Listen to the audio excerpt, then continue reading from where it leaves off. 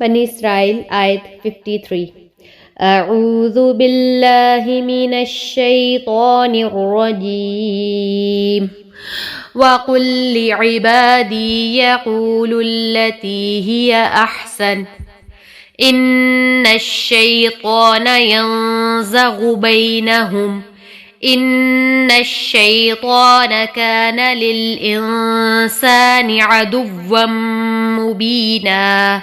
وَقُلْ اور کہہ دیجئے لِعِبَادِی میرے بندوں کو یقولو وہ کہیں التی وہ بات جو ہیا وہ احسن زیادہ اچھی ہو ان بے شک الشیطان شیطان ینزغ فساد ڈالتا ہے بینہم درمیان ان کے ان یقیناً الشیطان شیطان کان ہے للانسانی انسان کے لیے عدوًا دشمن مبیناً کھلا۔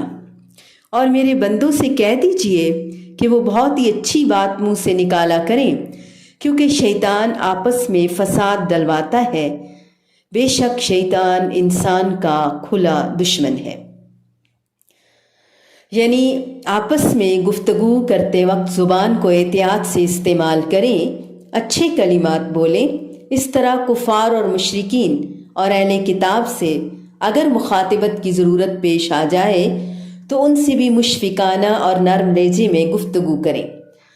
زبان کی ذرا سی بے اعتدالی، ذرا سی لغزش سے شیطان جو کھلا دشمن ہے، ازلی دشمن ہے، تمہارے درمیان آپس میں فساد ڈلوا سکتا ہے، یا پھر کفار اور مشرکین کے دلوں میں تمہارے لیے بغض اور عناد پیدا کر سکتا ہے۔ مزید حدیث مبارکہ میں ہے کہ نبی کریم صلی اللہ علیہ وآلہ وسلم نے فرمایا،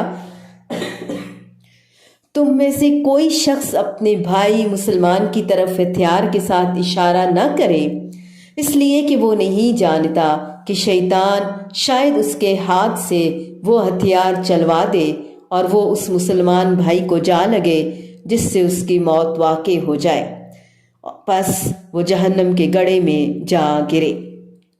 اگر خطاب مشرکین سے ہو تو رحم کے معنی قبول اسلام کی توفیق کے ہوں گے، اور عذاب سے مراد شرک پر ہی موت ہے جس پر وہ عذاب کے مستحق ہوں گے، اور اگر خطاب مومنین سے ہو تو رحم کے معنی ہوں گے کہ وہ کفار سے تمہاری حفاظت فرمائے گا، اور عذاب کا مطلب ہے کہ کفار کا مسلمانوں پر غلبہ اور تسلط، اور آپ انہیں ضرور کفر کی دلدل سے نکالیں یا ان کے کفر پر جمے رہنے پر آپ سے باز پرس ہو۔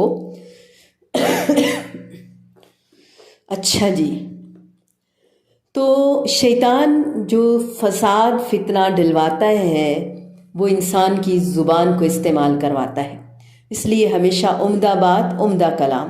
غصے میں بھی انسان اگر آرام سے بات کر لے تو پھر بھی بات آگے نہیں بڑھتی۔ حقیقت یہ ہے کہ شیطان چونکہ انسان کا کھلا دشمن ہے، وہ خواہشات کے راستے سے آتا ہے، وہ زبان کے راستے سے آتا ہے، وہ مال کے راستے سے آتا ہے۔ کون سا راستہ اور کون سا طریقہ ہے جس سے وہ ہمارا پیچھا نہیں کرتا، اپنی طرف نہیں لے کے جاتا؟ اس لیے بہت زیادہ محتاط ہونے کی ضرورت ہے۔ گھروں میں آج کل جھگڑے فساد بہت بڑھ گئے ہیں۔ کوئی وظیفہ ہر کوئی پوچھتا ہے، بہت سادہ اور آسان وظیفہ قرآن نے بتا دیا، رہنمائی فرمائی کہ زبان کی حفاظت 32 پہرے داروں کے درمیان رکھو کرو۔ زبان ہی سے سارے فساد پھیلتے ہیں، شیطان اس میں اپنا پورا حصہ ڈالتا ہے۔ پس ہمیں یہ کرنا ہے کہ میرے بندوں سے کہہ دو کہ زبان سے وہ بات نکالا کریں جو بہت بہترین ہو، اچھی ہو، بھلی ہو، حسن ہو، اور اصل یہ شیطان ہے جو انسانوں کے درمیان پھوٹ ڈلواتا ہے، فساد مچاتا ہے۔ قولوا للناس حسنا وقولوا للناس حسنا، البقرہ سے اللہ تعالیٰ نے ہمیں یہ تلقین کرنا شروع کی، لوگوں کے لیے اچھی بات کہو، بھلی بات کہو، آسن طریقے سے بات پہنچاؤ۔ ہماری امت کو آسن یعنی سب سے اچھی بات کہنے کا حکم دیا گیا میرے بندوں سے مراد امت مسلمہ، کیونکہ وہی اس کی غلامی اور بندگی کرنے والے ہیں۔ اللہ تعالیٰ نے یہ ذکر نہیں فرمایا کہ کس سے آسن بات کہیں۔ اس سے ظاہر ہے کہ مسلم ہو یا کافر، دوست ہو یا دشمن، ہر ایک سے ایسی بات کرنا لازم ہے جس سے بہتر آدمی نہ کہہ سکتا ہو۔ اس ہر بات اور پھر اس سے بہترین کہنے کی کوشش کرنا، اس کے لیے لازم اسے بولنے سے پہلے سوچنا ہوگا، پہلے تولو پھر بولو۔ ایک عالم نے کہا کہ میں نے جب بھی اپنی طرف سے اچھی بات کہی، پھر اس پر غور کیا تو مجھے معلوم ہوا کہ میں اس سے بھی بہتر بات کہہ سکتا تھا۔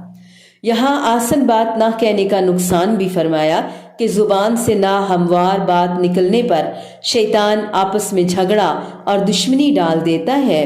اللہ تعالیٰ کو مسلمانوں کا ایک دوسرے سے دلی بغض یا قطع تعلقی سخت ناپسند ہے۔ بہت سی احادیث میں اس کی وعید بھی موجود ہے۔ اسی طرح کافر سے آسن بات نہ کہنے کا نتیجہ اس کا اسلام سے مزید دوری ہوگا، اس لیے اس کی طرف سے برائی کا جواب بھی آسن طریقے سے دینا بہت ضروری ہے۔ یہ مضمون اللہ تعالیٰ نے یہاں ایک دفعہ نہیں، البقرہ سے لے کر آخری پارے تک بہت دفعہ بیان کیا، سورۃ مومنون میں بھی۔ تو ہمیں اپنے اوپر لازم کرنا ہوگا مسلمان کی طرف سے ہونے والی برائی کا دفاع بھی آسن طریقے سے، اور اگر غیروں سے کرنا ہے تو پھر مسلمانوں سے تو بدرجہ اولی ہی کرنا ہوگا۔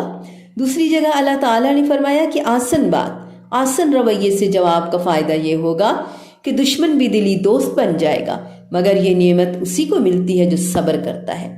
بڑا صاحب نصیب ہوتا ہے جس کی علامت یہ ہے کہ وہ شیطان کی ہر اکساہٹ اور غصہ دلانے پر اس سے اللہ تعالیٰ کی پناہ مانگے اور غصے کے وقت اپنے آپ پر قابو رکھے۔